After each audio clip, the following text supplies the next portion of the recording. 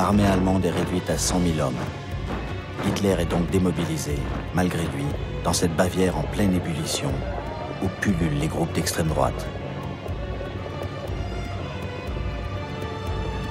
Il est filmé ici, pour la première fois, dans une manifestation du DAP, le Parti allemand des travailleurs, auquel l'armée lui avait demandé d'adhérer pour le surveiller dès 1919.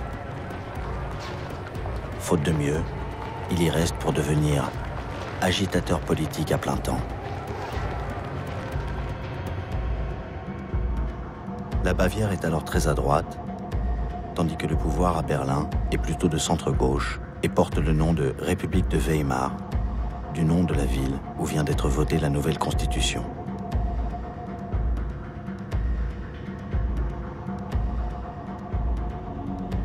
Hitler, transformé en Bavarois, hurle avec les loups contre les criminels de novembre, ceux qui ont signé l'armistice et le honteux diktat de Versailles.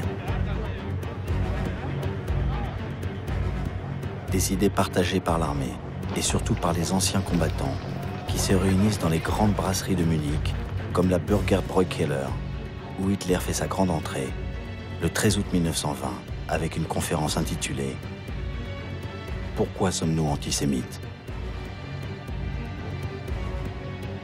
Pour Hitler, la réponse est qu'au-delà de sa haine viscérale des Juifs depuis la défaite, l'antisémitisme est le meilleur moyen d'attirer les militants nationalistes.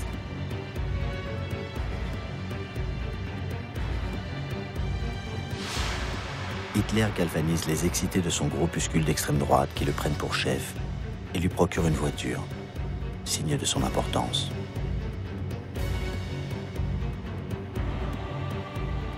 Alors il change le nom du parti. Hitler associe les deux termes, national et socialisme, pour ratisser large et pour montrer son anticapitalisme. Le DAP sera désormais le NSDAP, le Parti national socialiste des travailleurs allemands, qui sera appelé en abrégé nazi. Dans son petit local d'une brasserie de Munich, il dessine l'emblème du parti.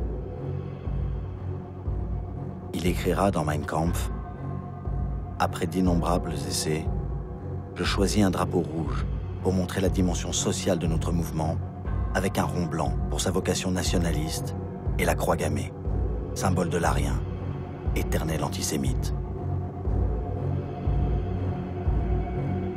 Pour protéger ces réunions, il crée les SA, les sections d'assaut, une petite milice à qui il procure des vestes provenant d'un stock de l'ancienne douane austro-hongroise.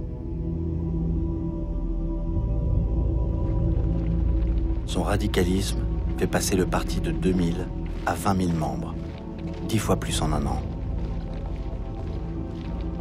Il a réussi grâce au soutien d'une sorte de secte raciste, la société de Thulé, du nom d'un royaume nordique de légende.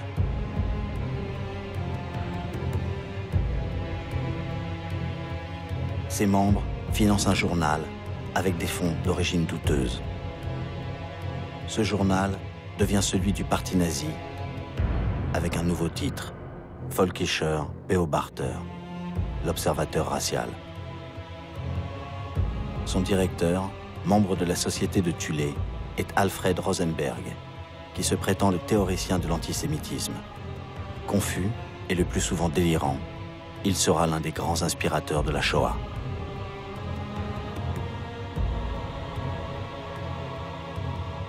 Un autre ancien membre de la société de Thulé, alors étudiant, est Rudolf Hess, qui deviendra le secrétaire d'Hitler et l'un de ses plus serviles et fanatiques complices. À ses premiers militants se joindra un héros de la Grande Guerre, Hermann Göring, l'un des plus célèbres pilotes de chasse allemands. Comme beaucoup d'autres, il a eu du mal à se réadapter à la vie civile. En Hitler, il trouve le porte-parole de ses idées contre-révolutionnaires et deviendra le numéro 2 du régime et, entre autres, l'un des instigateurs des camps de concentration. En 1922, Hitler fait défiler Göring à côté du général Ludendorff, encore en casque à pointe, pour montrer aux anciens combattants que leur grand chef de guerre est avec les nazis. Car Ludendorff l'un des responsables de la prolongation de la guerre de 14, est convaincu que les politiques l'ont privé de sa victoire. Cette thèse est partagée par beaucoup de généraux allemands, et l'adhésion de Ludendorff aux idées nationalistes ouvre de nouvelles perspectives à Hitler.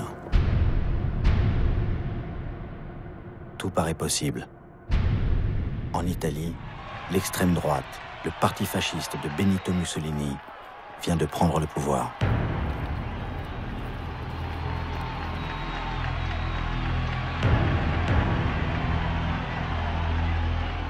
Le Mussolini allemand serait-il Hitler ?